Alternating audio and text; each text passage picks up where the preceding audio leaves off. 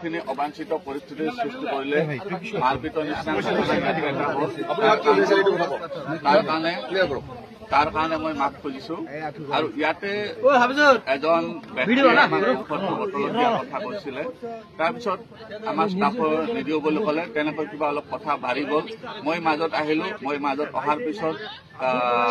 মোক অলপ ঠেলা হিচাপত আমাৰ ষ্টাফখিনি আগুৱাই আহি তেওঁলোকে অলপ কাজিয়া পেচাল কৰিলে আৰু এইটো বহুত লজ্জাজনক বিষয় হৈছে কোনো আমি যেতিয়া যিহেতু এটা ৰাইজৰ কাম কৰিবলৈ ওলাই আহিছিলো তেনেকুৱা এটা কাম হ'ব নালাগে তো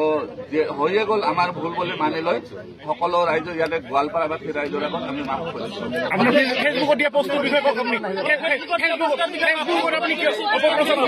গুণ্ডাগিৰি যদি হৈছে আপোনালোকে কৈছে মানি লৈছো এনেকুৱা আৰু আমি আগত আমাৰ য'ত কেম্পবিলাক হ'ব আমি ধ্যান ৰাখিম যাতে তেনেকুৱা পৰিস্থিতি শুনক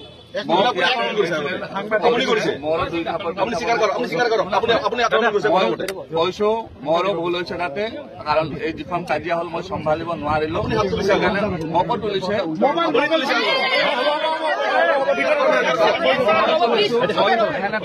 মই ভাঙিব হৈ গৈছিলো মোৰ ভুল হৈছে সেইটো কাৰণে মই মাফ কৰিছো